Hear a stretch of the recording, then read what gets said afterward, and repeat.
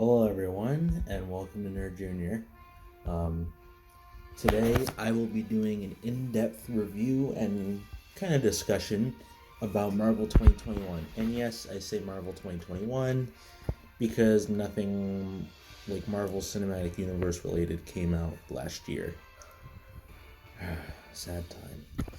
But anyhow, I will be going through all the Disney Plus shows as well as all the movies that have been released. So this means our list will be including Black Widow, Shang-Chi, Eternals, What If, Hawkeye, Loki, and Wandavision. Alright. Oh, and Falcon and Winter Soldier too. Now, I'm going to be trying objective as possible. I know some people have mixed feelings on these, and I know that I will probably get a lot of flack for it. But this is just my opinion and how I found the movies and TV shows to be. Feel free to like and subscribe, and we'll get started in a sec. So next up on our list is WandaVision. Now, WandaVision was the first in the Phase 4 lineup, and we're just going to do this in order. This is how I'm prefacing this. WandaVision, this may seem a little surprising, but I actually did not like WandaVision as much as I probably should have. And that's not because of like bad filmmaking or anything. Well, alright, let's go with the positives first. Now, this show had an excellent color palette. Excellent. The blue wavy lines of the border between the real world and Wanda's reality were amazing. The red tones when her boundary was breaking and her powers, Agatha's purple palette when she was using her powers, and her runes, and even her attire, just all blended so well and made it kind of gave it like a unique feeling. Its tone was very good, despite the first two episodes being kind of filler episodes with the the references to old sitcoms such as I Dream of Jeannie and I Love Lucy and such like that. But it was a very unique tone for the MCU, and this sort of sets it apart from, I think, anything else that's been done in the MCU. The characters were phenomenal. I like that they brought back Darcy Lewis. She was such a forgettable character, but they made her... they didn't do much to expand on her, but they made her a character that could appear and appear again. Monica Rambeau is an interesting addition. I like how she gained her powers. She felt like a good presence in the show, and opposed to the two leads. Catherine Hahn, no further statements. She was perfect in Agatha Harkness, and I'm glad that she's getting her own show because we get to expand more on that brilliant actress. Jimmy Woo was a good addition, and I hope to see him further down the line as he could potentially come the next Nick Fury. But this all boils down to the leads, Paul Bettany and Elizabeth Olsen. Their chemistry was expanded. We definitely got to dive into the psyche of Wanda very much, and Vision was given a great upgrade with White Vision. That's still one of the best moments MCU has ever had, and this was just from the first part of Phase 4. I don't like that White Vision did not get as much screen time as he should have, but I kind of get it because it was only meant to be like a last minute surprise. But either way, it was amazing. Its story was great. I like that it brought in the Maximoff twins from the comics, and I hope to see them return. Overall tone, palette, story, development, and the characters that they've used themselves were perfect. Unfortunately, there are a couple of downsides to the show. Number one is lack of fan fulfillment, and I know this is a common issue among people with, who have expectations for these types of things, but my expectations were not met for WandaVision. The Doctor Strange cameo should have happened from the beginning, but I understand why it didn't. And then there was Mephisto, who was hinted at more than once in the show. Example, the stork. But there's just a lot of expectations I had for the show in terms of, characters and expanding the MCU, which it did, but I don't think it didn't do to my expectations. And that's kind of what, ruins the show for me. And another was Evan Peters. Now, I love Evan Peters. He is a good actor, and his Quicksilver is one of the best parts of the latest X-Men movies, despite their differing quality. But the fact that they did not make an effort to have a multiverse cross in, even though there are literally 2 multiverse movies connected to the show, is just... it's just sad to me, because he's such a good actor, and they could have done so much with it. But, unfortunately, they just didn't. So, WandaVision, I would rank it from a scale of 1 to 10, 8.5. It definitely hits most of its marks, but it doesn't. But there are some things it could have done that it didn't. So, it got its color palette, its tone, its unique, its originality, its characters, its character development and story all down, but lack of fan fulfillment and several plot misuses. The next in line is the Falcon and the Winter Soldier. Now, here's the thing: Falcon and Winter Soldier is a good show. It was better than a lot of the things, and better than some things on this list. At first, when I watched it. Now, when I went back and rewatched it, thinking, "Wow, this is going to be a good show all over again. I love it," I didn't, and here's why. Well, I'll be fair, like with WandaVision and all of these, and I'll start with positives. Now, positives, it expands on 2, I think, underused characters in the movies. Sam officially lives up to his friend's legacy and becomes Captain America, whose suit is awesome and is pulled directly from the comics. And we get to explore Bucky's inner pain a lot more than we ever had. Because, the show has always been about Captain America and Iron Man. But now that they're gone, you can focus on the side characters a lot more now. And Bucky is one person who benefits from this, because we see what he goes through every day. We see his daily life after Endgame. We see his friends. We see him making amends with his enemies. And we see his past. And that is good character development. So that's a plus. A plus is some, and I say some with an emphasis because I mean some. John Walker, great addition. I think Wyatt Russell does a good job.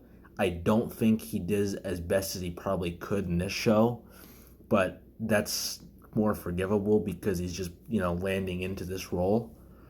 But he does a great conveying the rage and conflict in John Walker and being pretty much a fanboy who thinks he's better than the person he's fanboying over, which is very John Walker of him to do. Bringing back Zemo, perfect. I'm not even gonna. You can't even. I don't have words. Zemo is perfect. Daniel Bruhl plays him with such efficiency. He's one of the best additions in the MCU. Okay, those are the good ones. Bad ones, I do not like the addition of Sharon Carter. Now, a lot of people didn't, so I don't think I will get too much hate for this, but I don't like her becoming a villain. It may be realistic, it may not be, but I do not like it. She is meant to be a hero, and to see her. The show's about legacy, and she's part of Captain America's legacy. But like John Walker, she's disrespecting it. But she's disrespecting it in a way that is just like a magnetic reverse of what Cap stood for. And I think that really hurts the character. And it hurts her more because she's the niece of Peggy Carter, who was a great character during her run on in the universe. So, it doesn't work. I didn't like Carly Morgenthau. She was underdeveloped and too cliched. Now, here's one I have mixed feelings about. Isaiah Bradley. He feels like a plot device. And I know I'm not trying to... Just don't cancel me or anything, please. But think about it. This is a character who literally could have had his own show and it would have been interesting. But instead, they kind of just made him a side character who might not return ever. Unless they do like a younger version of him, but I don't know if they will. So, pretty much his entire appearance was to basically propel Sam forward. And, that's a good purpose, but it kind of hurts the character again. But, it's just, that's how it went. Another plus is the action sequences. I think the action sequences are very reminiscent of, like Mission Impossible and Top Gun and any combat that's like street level or human level in air. I think it's very reminiscent of like early 90s military movies, which is fun.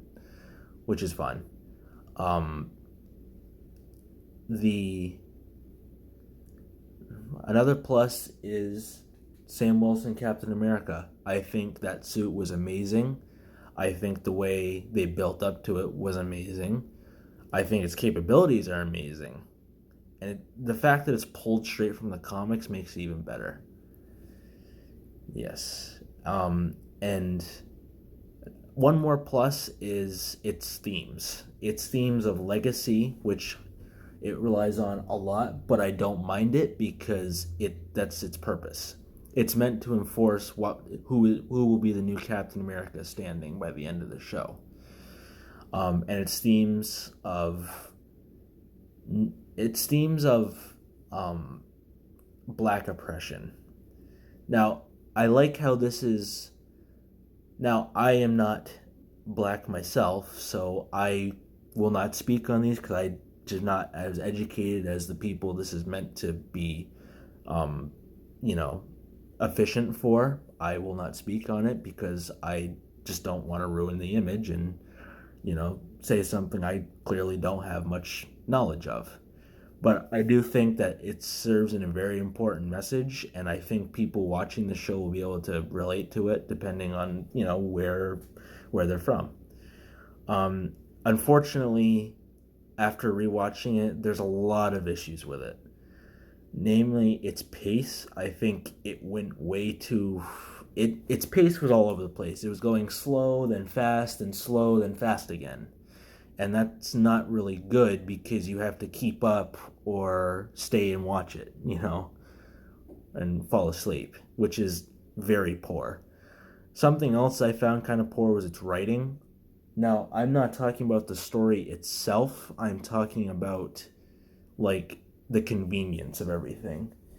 Some things in the show were just way too conveniently placed and or went too much in the hero's way.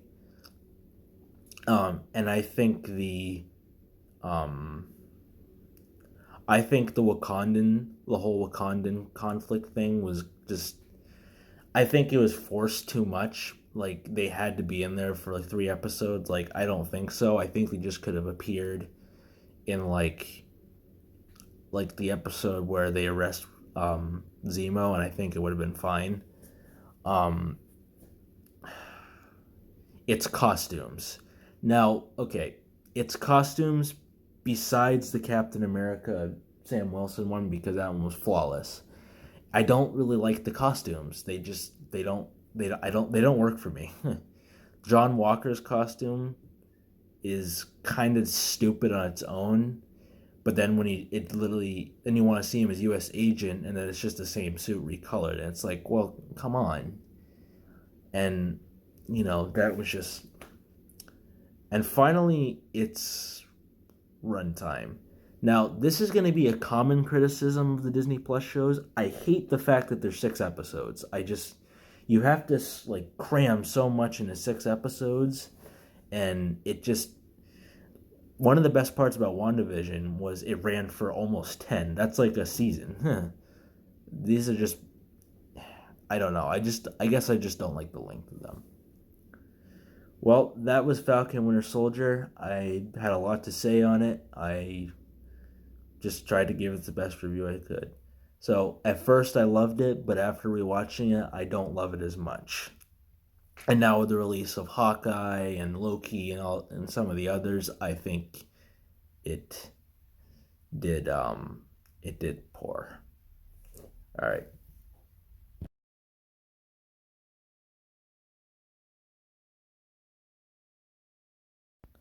Now, our third rank of this video will be Loki. Now, Loki was almost flawless. It is my third favorite out of Marvel 2021, and probably the second best Disney Plus show that was on there. Loki had so many positives that outweighed its negatives, and it was unbelievable. Now, I'll just run through the positives real quick. Tom Hiddleston, no, I'm kidding, but yes. Tom Hiddleston, story, visuals, effects, King the Conqueror, Sylvie, color, emotional weight, just everything. Tom Hiddleston once again shines as Loki. He has always needed his own media, and he finally got it, and it delivered. We've learned more about him, like his grief over, like how he really feels about Frigga's death after, he sees his future memories, how he reacts to his death, what his true motivations are like, maybe his sexuality even. Just Loki has been expanded so much with this show, and it's great. Mobius is a great addition, played by the hilarious Owen Wilson. Sylvie, a great addition, and a very interesting love interest for Loki. No, they're not incest. It doesn't count. Sorry, guys, but no. Ravonna Renslayer, great addition. Hope to see more of her. Yes, visually it was beautiful, but it was wacky and it was trippy. Loki was an oddly psychedelic experience for me, with the purple palette of episode 3 lending a dark tone, and a very gray palette in episode 5 lending a different dark tone. The use of greens very encaptures Loki. The use of yellows encaptures the golden trap on humanity and time the TVA has. The story was perfect. I love how it set up the next big villain. We'll move on more on him in a second. I like how it moves Loki into new territory that we haven't seen before, but are great additions. The TVA is a very interesting concept that I hope to see more of. Sylvie's backstory was an interesting take on the Loki story. And the TVA, the 3 TVA lords there, I forgot their name, were perfect additions, and they're perfect fake outs, I think. And the amount of other Lokis we get to see are phenomenal. Classic Loki really ruled. I hated that he died because I wanted to see more. And President Loki was kind of cool. Kid Loki was very vicious. Alligator Loki was very strange, but also kind of cool. I just, I loved it. Um, its emotional weight, it had a lot of like emotional stake to it because this is Loki. This is us examining a character we've known for so long, but we haven't really gotten much story out of, and it's perfect. Um, and then on to the big bad behind it all, and my favorite part of the show, Kang. Oh, well, technically he remains, but it's a Kang variant. Shut up.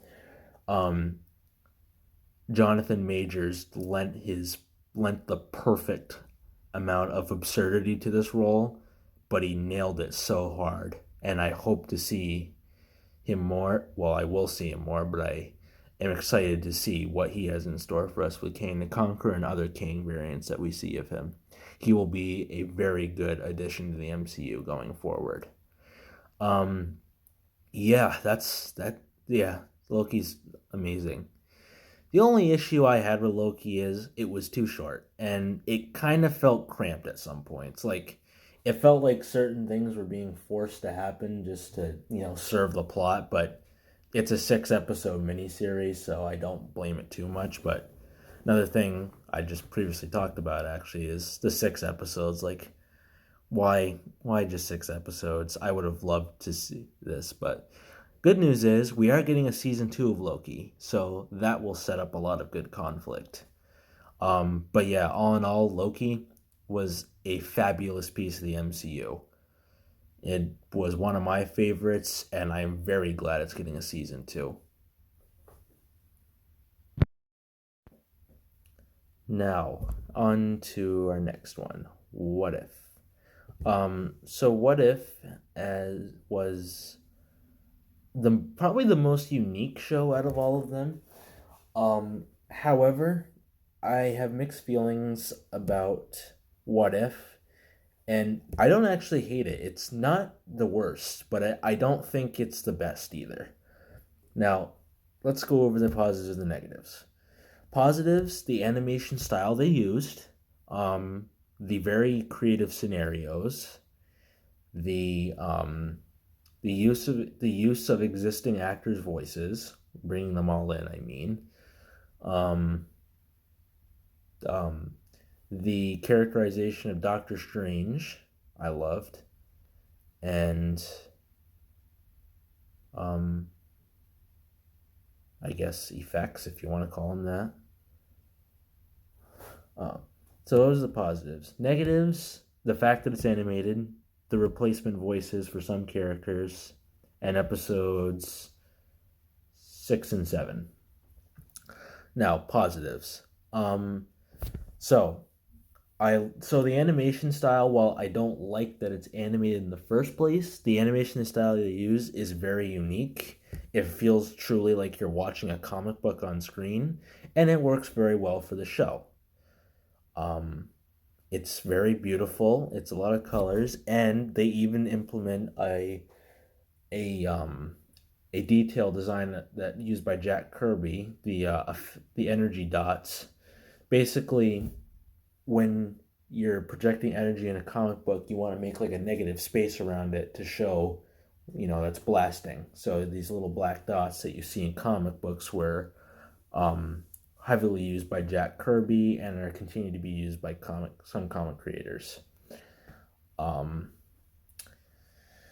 it's unique scenarios. Now, I initially thought this might not be as good, but I thought the scenarios were actually pretty well planned out, and some of them were even very cool.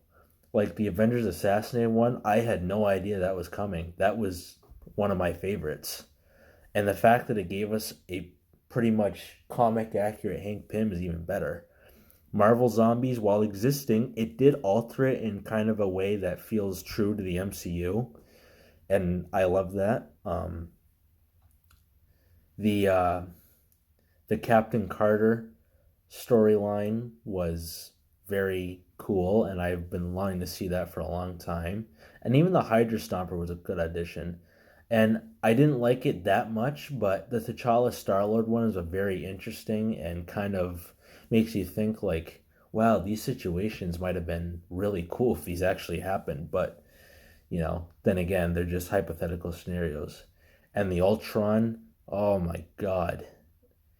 There's a reason nobody defeated him because that right there is the true Age of Ultron comic come to life. I mean, that's like the craziest thing I've ever seen.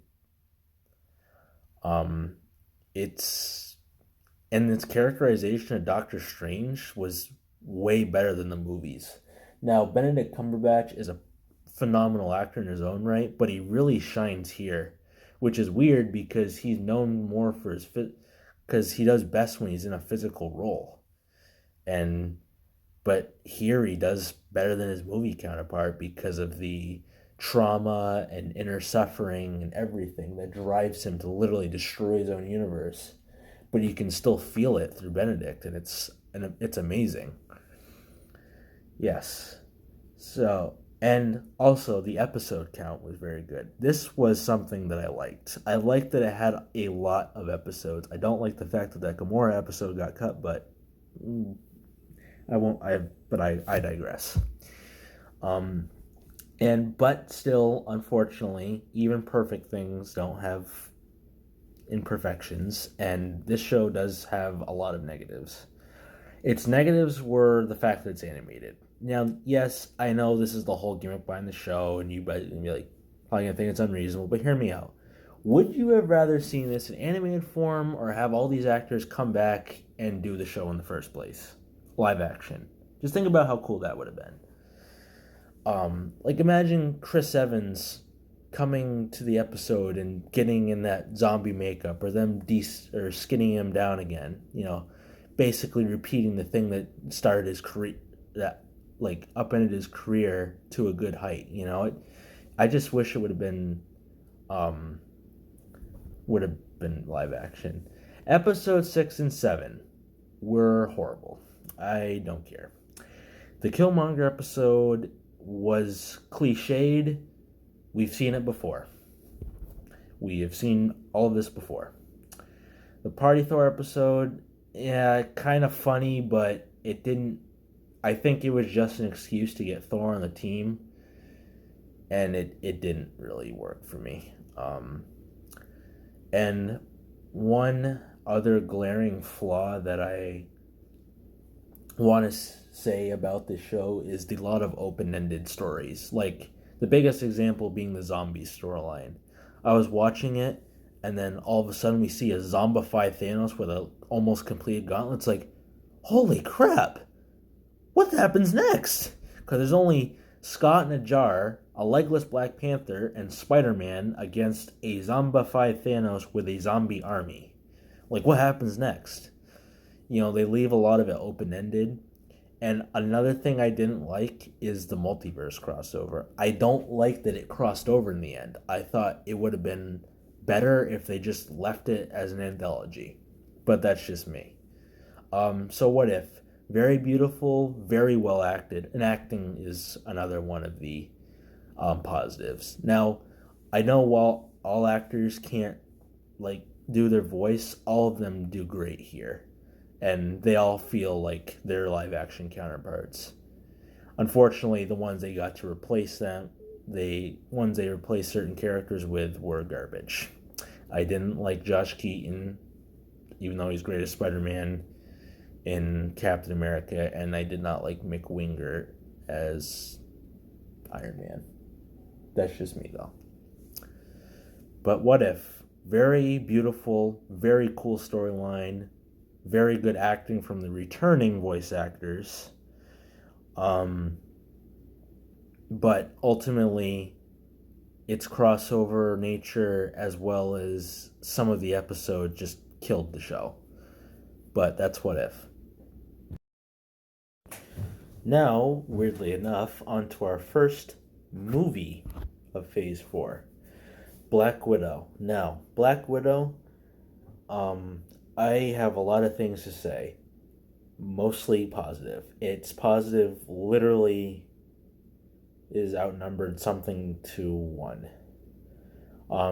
Black Widow was its characters, emotion, story, effects, and subtle themes were all perfect. Scarlett Johansson does her best and does the best she possibly could in her swan song as Black Widow. Florence Pugh is a great addition, very funny and snarky, but also very emotional. David Harbour, perfect amount of ego for him, and I love David Harbour, so he was a great addition for me. Um, Rachel Weisz, very underused in my opinion, but when she was on screen, she did amazing. She actually did convey that she did care for her children.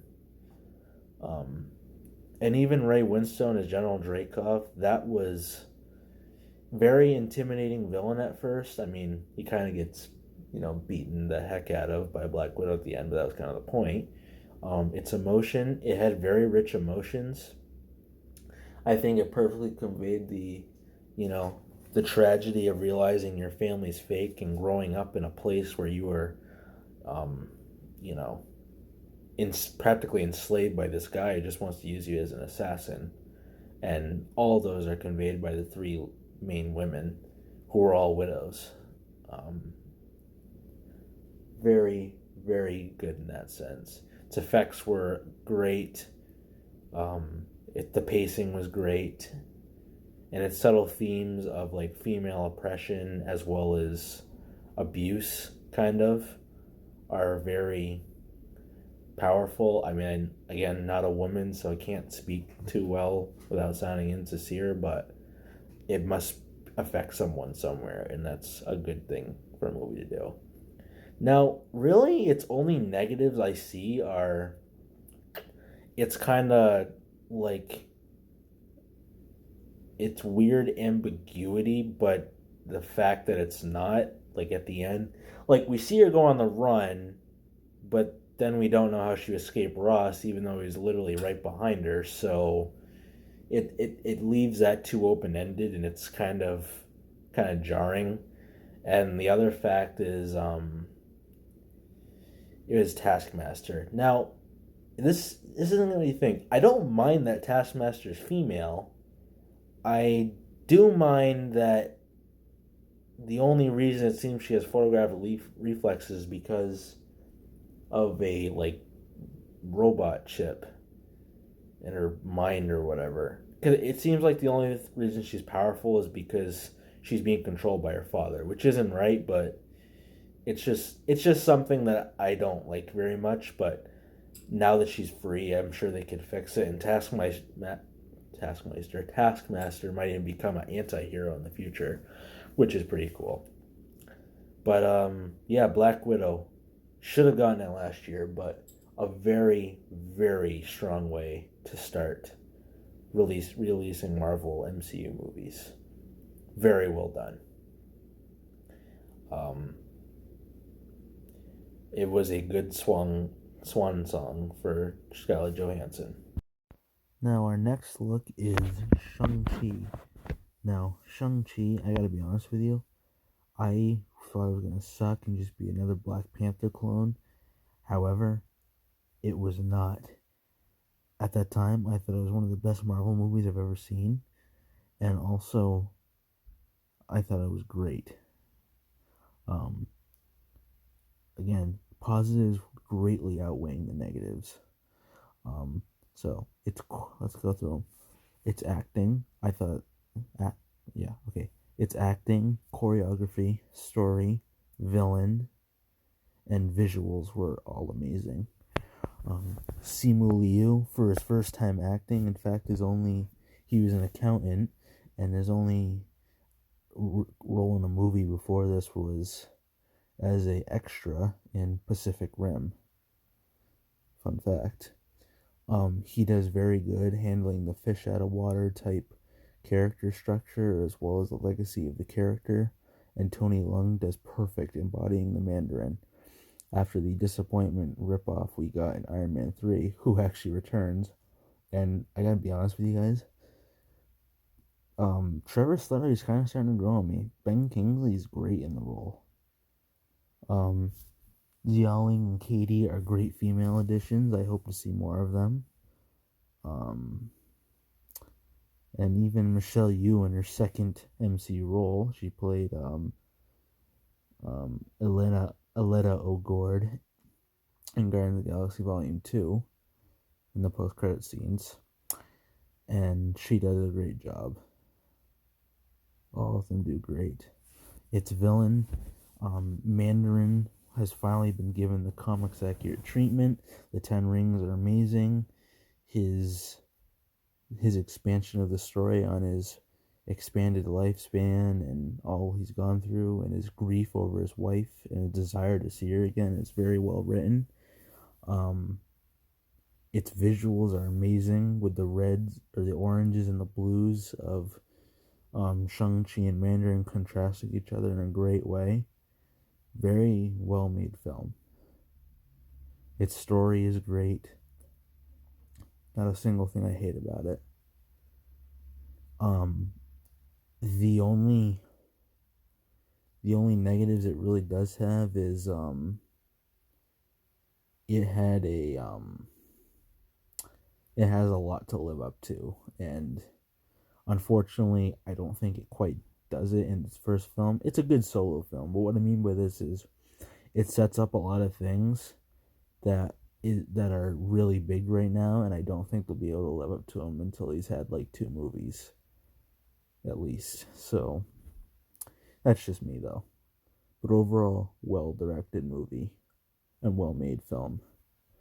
Now we're on to a film I was massively disappointed by.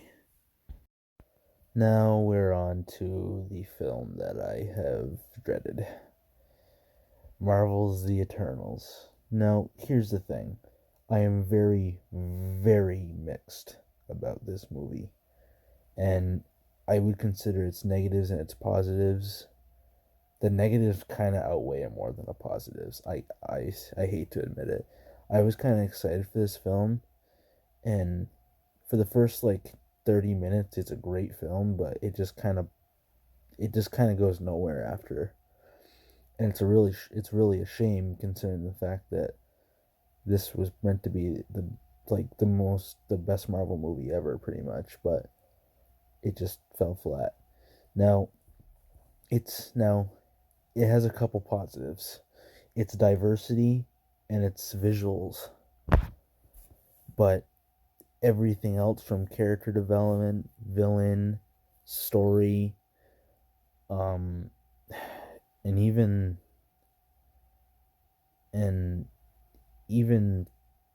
plot decisions are they're just hit and miss. Now, it's diversity. Each character feels really unique with their powers and their personality. Like Druig, he can manipulate minds, and he's written as a character who could literally stop every known conflict in human history, but he can't due to his oath, and so he pretty much abandons his race. Icarus, the moral Superman of the group, who kills his leader because he thinks that's right, but it's kind of not. But even then, some of these characters aren't fleshed out. Like, the only characters that really get fleshed out are Druig and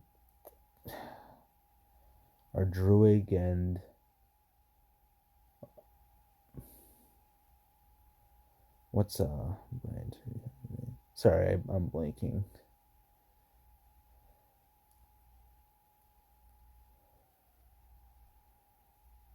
God, I can't remember his name.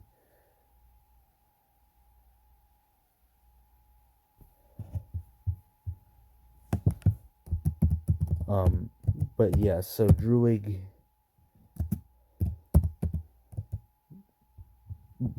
does get developed because of that certain character aspect.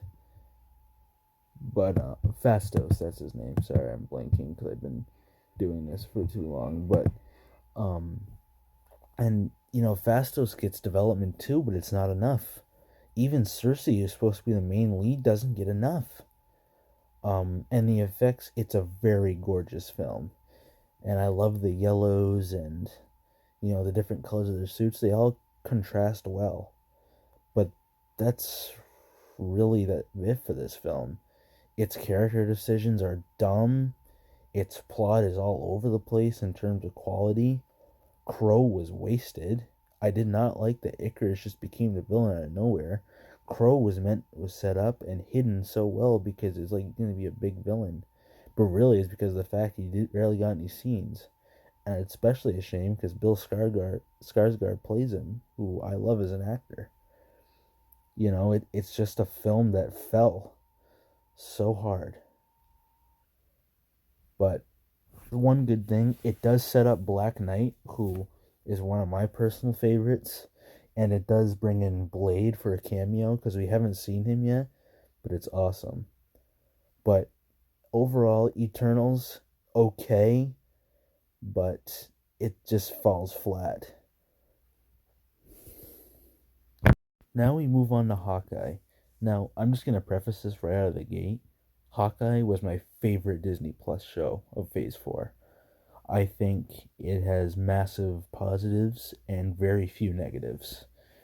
I'm just going to get this out of the way real quick. Its negatives are kind of major, though, so expect me to talk about those a lot, but its positives are phenomenal.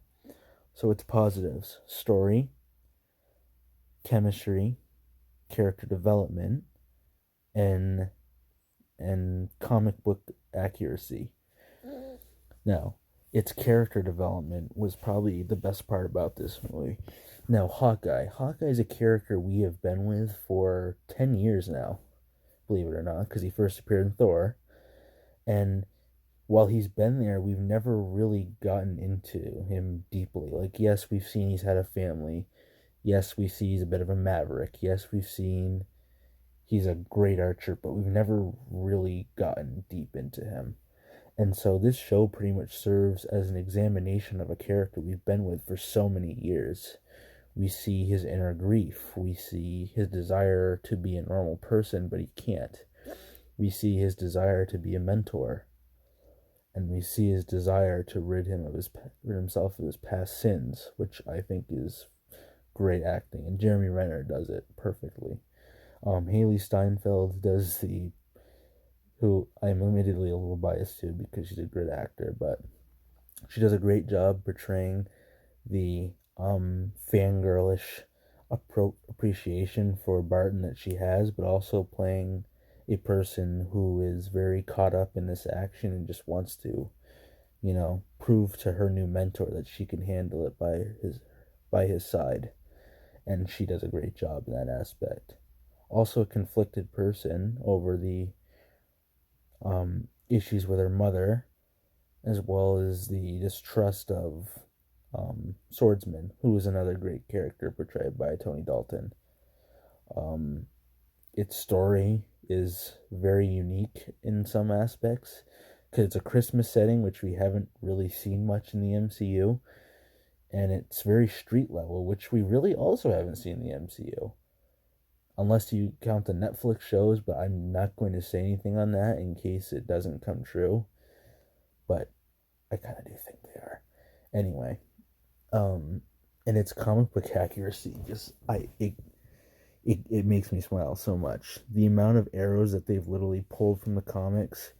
Kate's costume pulled from the comics. Lucky pulled from the comics. Shrinking arrows, splitting arrows, giant arrows, pulsar arrows, USB, all of them pulled from the comics. Barton's deafness pulled from the comics. Echo pulled from the comics, It's just very, very comic book accurate. And I love, also another thing, I love the color palette of purple. I think it's very prominent, but it's very good because it's symbolic of Hawkeye. Unfortunately, now while Hawkeye really only has two major flaws, these are probably the biggest problems. Its villains. Now, this may sound crazy at first, but I did not like the use of Yelena and Kingpin. I thought Yelena was a dumb obstacle considering the fact that she must have known Barton would never turn on her sister. And it was just a dumb plot line that I did not think needed to be in there. And Kingpin, while a great audition, and I think he will go far in the MCU, he was introduced way too late, and I think that the show did not benefit from this. And even Eleanor Bishop was just a very, she just, no offense to Vera Farmiga, but I just think that she was not developed and written properly. The only one who kind of does stand out is Echo, because she's a unique villain in the sense that she's deaf and has a vengeance towards Barton, but eventually is one of those villains that actually listens to the protagonist and then becomes sort of not a hero, but not a villain, but someone who just wants to avenge, their parent for their own goals.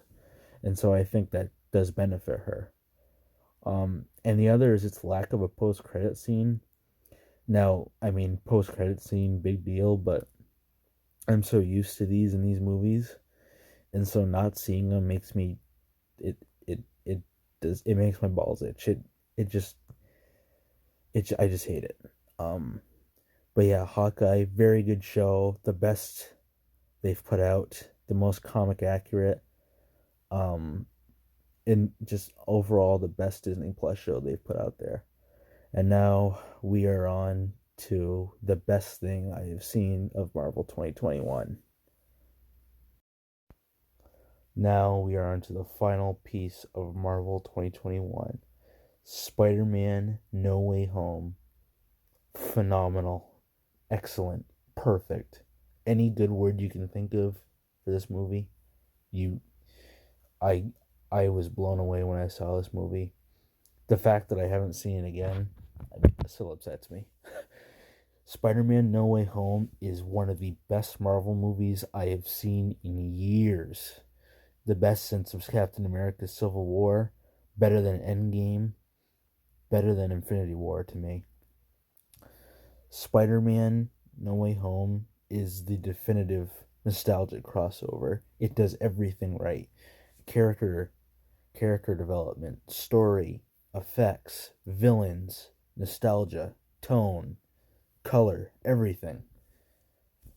Choreography, everything was perfect. Tom Holland has officially reached the window of excellence preceded by his two Spider-Man counterparts before him.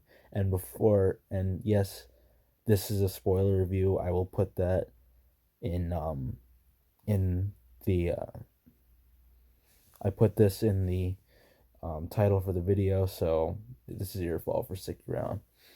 Tom does so well with Toby and Andrew in this movie.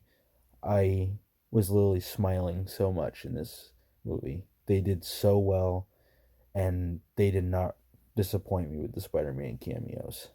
The villains, all great. Alfred Molina and Willem Dafoe truly shine. The Lizard and Electro and Sandman, even though they were more minor villains, they still get their time to shine. The nostalgia, it's not overly used, and it's not poorly used either. It's perfectly used, and it was used in such a good plot way that I don't think any film that's used the nostalgia gimmick has done before. It uses what came before in a way that makes a new plot that is both interesting and developing of our lead hero. And yes, while Toby and Andrew do get to shine here, they do not overshadow Tom, and I think that's a great thing. But they do help him along his journey to become the true Spider-Man. Its colors contrast beautifully, yellows and reds and blues and the greens of Dr. Octopus and Green Goblin and Lizard, all of them contrast perfectly. The kaleidoscoping sequences and psychedelics of Doctor Strange are mixed in perfectly here. Michael Giacchino's score not only feels unique, but also uses in great ways other soundtracks that came before it, from the likes of Danny Elfman, James Horner, and well, his themes from Doctor Strange. This was truly a spectacle of a movie, and this is a crowning achievement for the MCU. We finally got our live action Spider-Verse, and it did not disappoint. From Toby and Andrew's first meeting, to Toby stopping Tom from killing Goblin, to Tom finally ending up in the position that Tobey Maguire did at the start of his film series, becoming his own person in an apartment, swinging off into the night, become Spider-Man, truly on his own.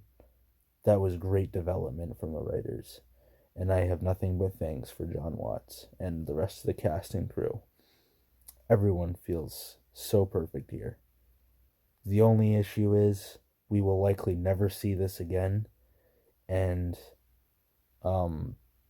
there were kind of several plot holes with like Electro and Venom, but either way, but I don't care about any of that.